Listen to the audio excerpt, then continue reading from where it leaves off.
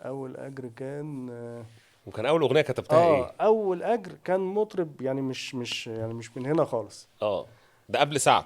اه، قبل سعد. اه. اول اجر كان 200 جنيه. ياه.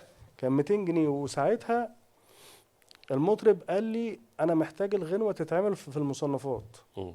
يعني كان في حاجة كده ان انا بسجل تتسجل في الغنوة في المصنفات. المصنفات، وكنت باجي هنا اسجلها في المصنفات بال 200 جنيه. اه، فانت ال 200 جنيه اللي خدتهم دفعتهم في المصنفات. دفعتهم في المصنفات. غير وشكرا بقى انا ودفعت فوقيهم ايوه. مواصلاتك بقى برضه. بس انا كان كل هدفي في الوقت ده ان انا يعني يتغنى لي حاجه. اه، كان كل هدفي ان انا يعني اسمع لي غنوه موجوده في الشارع.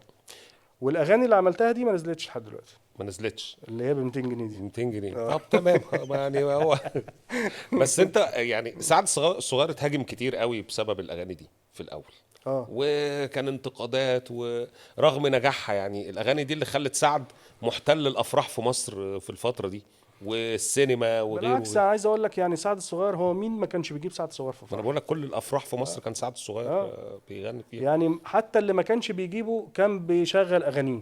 بالظبط بالظبط. فلا، ده بالعكس سعد الصغير كان حاله في الوقت ده. الناس كلها حبتها. يعني ممكن تكون الناس شوية كانت مستغربة طريقة رقصه وحركاته وبتاع مم. وكده، بس